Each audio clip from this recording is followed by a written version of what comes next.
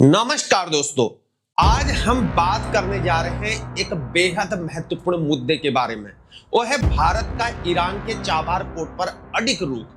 अमेरिकी प्रतिबंधों के बावजूद भी भारत ने साफ कर दिया है कि वह इस रणनीतिक बंदरगाह को किसी भी कीमत पर नहीं छोड़ने वाला है। तो चलिए समझते हैं कि आखिर ये चाबहार पोर्ट इतना खास क्यों है और भारत क्यों इसे लेकर इतना ज्यादा दृढ़ है।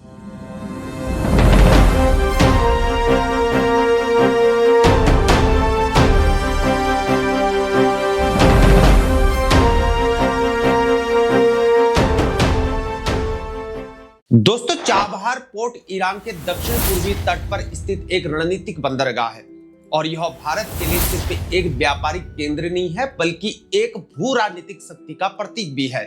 और इस बंदरगाह के माध्यम से भारत को हिंद महासागर तक सीधी पहुंच मिला करती है, अफगानिस्तान और मध्य एशिया से जुड़ाव मिला करता है या मिलता है, पाकिस्तान को पूरी तरह से बाईपास करने का रास्ता मिलता है। यही वजह है कि ये बंदरगाह भारत के लिए इतना अहम है।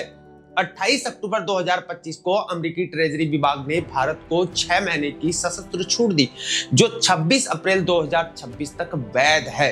अमेरिका की उम्मीद थी कि भारत इस दौरान अपनी गतिविधियां समेट लेगा, लेकिन नहीं।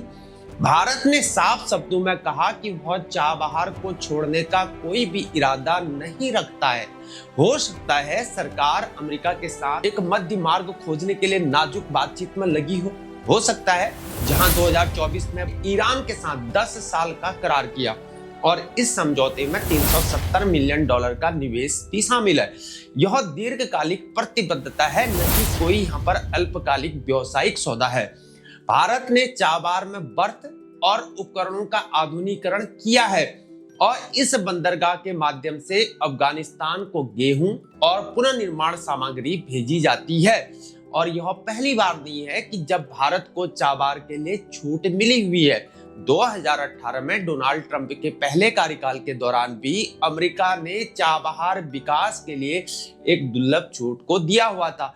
यह तब हुआ जब ईरान के मुख्य बंदरगाह बंदर अब्बास पर व्यापक प्रतिबंध लगे हुए थे, जहां चाबहार भारत की कनेक्टिविटी रणनीति की आधारशिला है और यह संसाधन संपन्न मध्य एशिया से जुड़ने का सीधा रास्ता देता है।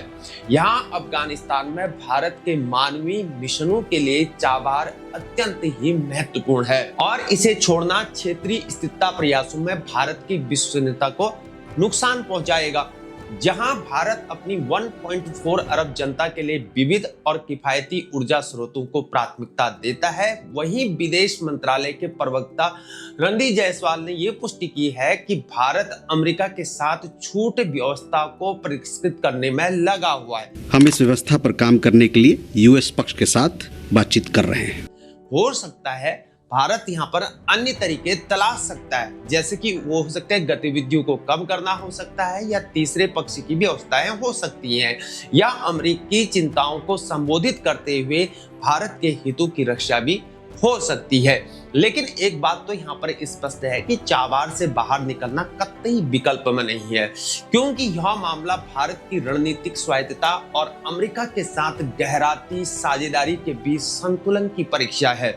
भारत वैश्विक प्रतिबंधों की भूल भुलैया में नेविगेट कर रहा है, जिसमें रशिया तेल फर्मों पर प्रतिबंध भी शामिल है, जबकि चाबहार एक लिटमस टेस्ट है। क्या अमेरिका अपने सहयोगियों के रणनीतिक अपवादों को स्वीकार करेगा?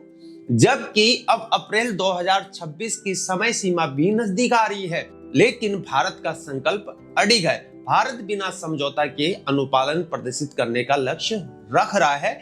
इसका परिणाम अमेरिका, भारत, ईरान त्रिपक्षीय गतिशीलता को नया आकार दे सकता है। दोस्तों, चाबहार पोर्ट केवल एक बंदरगाह नहीं है, यह भारत की क्षेत्रीय शक्ति के रूप में एक उदय का प्रतीक है।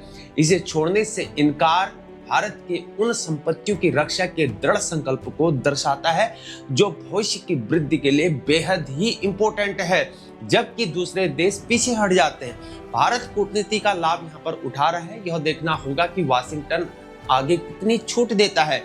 मेरे दोस्तों, अगर आपको यह जानकारी सही लगी हो तो हमारे वीडियो को लाइक करिए और इसे शेयर कीजिए और हाँ, हमारे चैनल को सब्सक्राइब करना ना भूलें। कमेंट्स में अपनी राय को जरूर बताएं।